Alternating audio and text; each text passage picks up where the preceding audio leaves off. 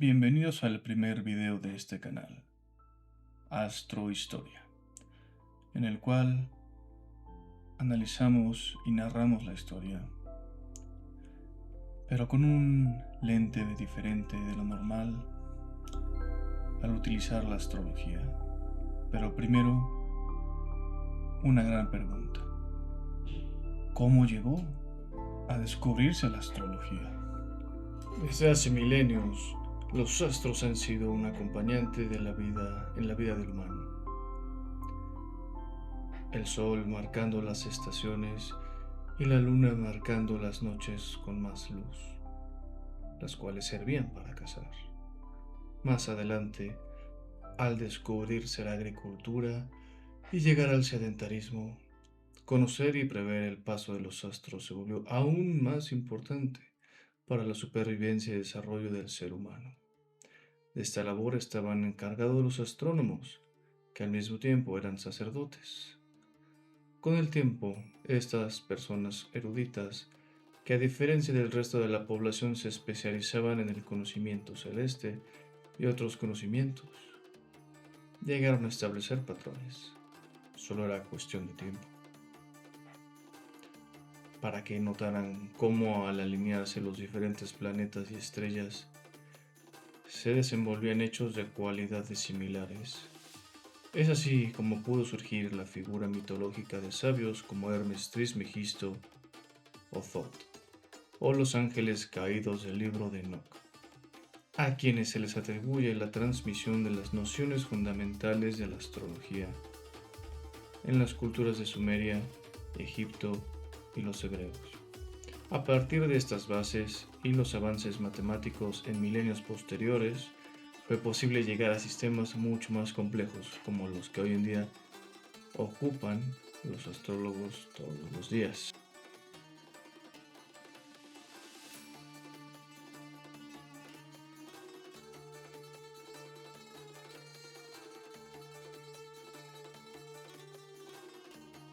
Sobre la pregunta concreta de cuál es el mecanismo por el cual la astrología funciona, existen varias respuestas con su propio marco teórico, de acuerdo a la corriente de pensamiento. Sin embargo, no es posible comprobar de forma definitiva la validez de ninguna de estas teorías, siendo quizás la única certeza la similitud que hay en las explicaciones. Por ejemplo, está Al-Kindi, que se lo atribuye a rayos cósmicos que viajan desde los astros hacia la Tierra; Ptolomeo, que se lo atribuye a emanaciones sutiles que viajan por el éter, influyendo en los humanos. Está la explicación de la astrología védica, que refiere al prana como fluido cósmico por el que fluye hasta los humanos la influencia de los astros. Y están también los neoplatónicos, que lo atribuyen a influencias de un cosmos unificado mediante un medio similar al éter, viajando en forma de rayos o vibraciones. En conclusión, aunque no sabemos por qué, hay una influencia. Se podría hacer una ligera analogía con la gravedad, la cual, aun cuando no se conocía, como se conoce hoy con las leyes de la física, por naturaleza sabíamos que si algo se dejaba caer, llegaría al suelo, inevitablemente. Volviendo a los patrones y la lógica de su repetición, hay muchos escépticos que cuestionan la validez de la astrología. Muchos quieren juzgarla con los lentes de la ciencia más rígida, como la matemática o la física, mientras que realmente es más cercana al conocimiento que permiten otras ciencias menos exactas, ya que, por ejemplo, la psicología, a pesar de todo, el conocimiento que ha generado está muy lejos de ser una ciencia rígida y determinista como la matemática o la física. Si bien se pueden hacer descripciones altamente acertadas sobre el carácter de una persona desde la astrología, y predicciones y pronósticos sobre su futuro, siempre existirán factores fuera del control de dicha persona. Esto hace mucho más complejo el análisis al incluir factores como la religión, el género, la etnia, nivel socioeconómico o situación política del entorno donde se desarrolla la vida de una persona, entre muchísimos otros factores que hacen imposible un análisis determinista como el que logran las ciencias duras, como las matemáticas y la física. Es por eso que en este canal miramos la astrología en relación con la historia, es decir, con hechos que afectan a millones de personas en lugares y culturas diferentes, pero con aspectos similares y cíclicos. Como dice el dicho, la historia no se repite, pero rima. Sin embargo, en este canal demostraremos que en ocasiones incluso sí se repite al pie de la letra.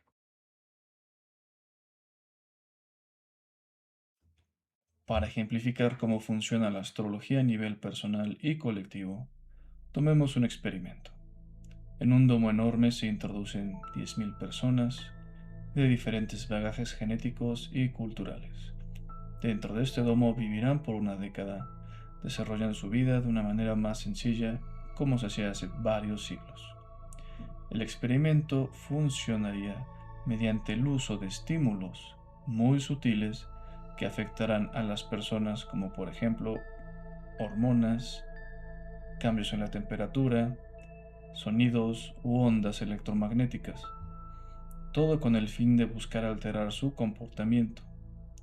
Supongamos que se tienen 10 estímulos diferentes, que sería uno por cada uno de los astros principales de la astrología. Cada estímulo tendría un periodo diferente para cambiar, simulando las diferentes órbitas de estos astros, y cada uno tendría 12 diferentes configuraciones representando los 12 signos del zodiaco. Todo esto en una escala temporal mucho menor. Para hacer lo más fiel posible el experimento, estarían proyectados en el techo del domo puntos de luz de diferentes magnitudes y velocidades que serían el símil de los astros y efectivamente cambiarían de posición en consonancia y sincronía con los cambios en los estímulos. Llegado a este punto, la pregunta es, ¿podrían las personas que se fijaran lo suficiente en los cambios en los estímulos y su sincronización con las luces proyectadas llegar a predecir futuras combinaciones de los estímulos y sus efectos? Es la misma lógica por la que pudieron llegar a descubrir la astrología los astrónomos de milenios atrás.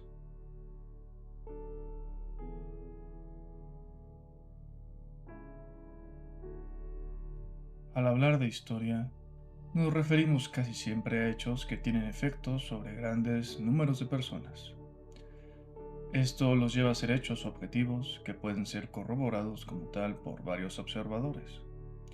Aunque su interpretación o reconstrucción tenga variaciones según cada historiador, sus bases son hechos que no cambian.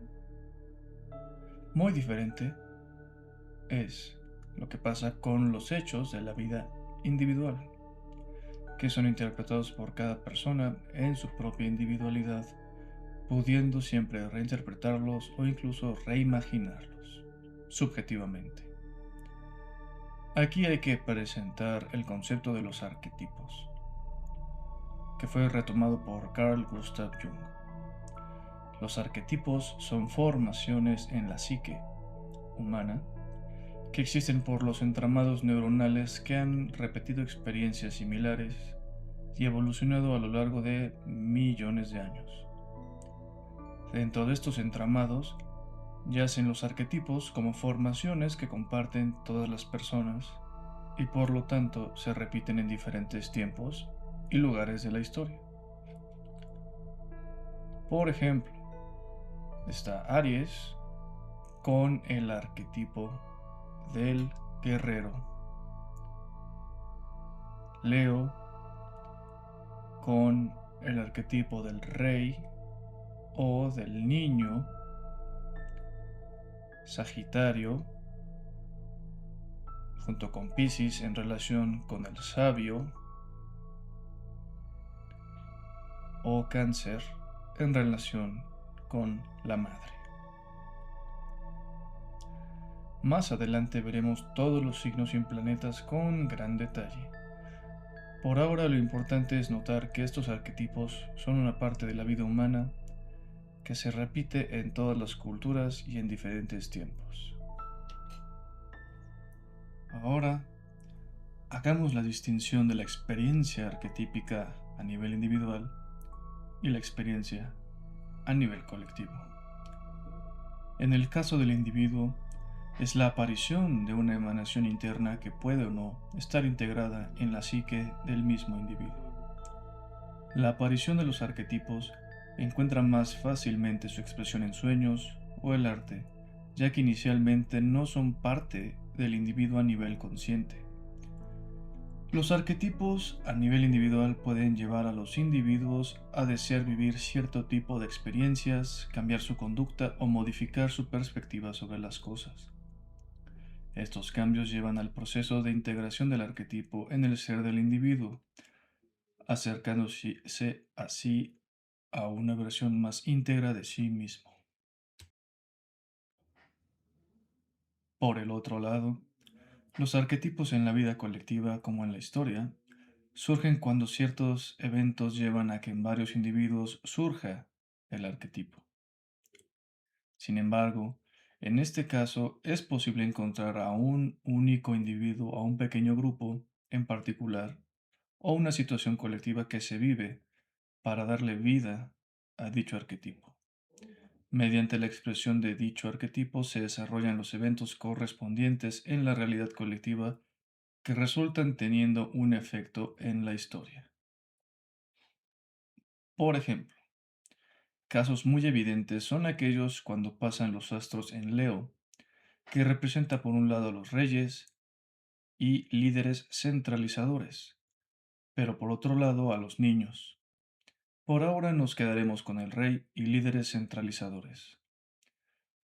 Cuando inició el Imperio Romano, surgió el puesto de emperador con Augusto, quien fue considerado el modelo de gobernante para sus tiempos, considerado entre todos los emperadores como uno de los más grandes. Varios siglos después, en Europa, Carlos Martel, llamado el Martillo, tras luchar contra los musulmanes, restauró el orden del reino franco por su propia mano y dio lugar a la dinastía de los carolingios. En tiempos más cercanos, con el paso de Neptuno en Leo, surgieron los líderes del bando del Eje de la Segunda Guerra Mundial, que además de ser líderes carismáticos y centralizadores, buscaban propagar ideologías particulares, como el fascismo y el nacionalsocialismo. Todas estas cuestiones las veremos en otro video, con mucho más detalle. Otro ejemplo estaría en el paso de los astros por Cáncer, que coinciden con eventos importantes para la mujer, como es el caso de Juana de Arco, o el derecho para votar en varias partes del mundo a inicios del siglo XX, así como, en tiempos más recientes, avances en la ciencia en relación con la actividad reproductiva y el cuerpo de las mujeres. Así, sucesivamente, con cada combinación de planeta, signo zodiacal y aspectos entre planetas, se van desarrollando periodos de la historia con cualidades puntuales que pueden verse repitiendo con cierto grado de similitud una y otra vez.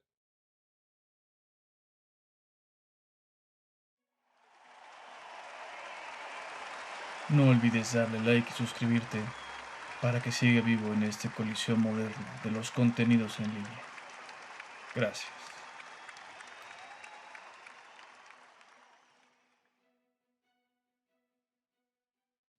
Si te ha gustado el video, no dudes en conseguir tu copia de mi libro Como es arriba, es abajo, el cual explora patrones en la historia y en base a lo visto, concluye con predicciones sobre las décadas por venir. Link en la descripción.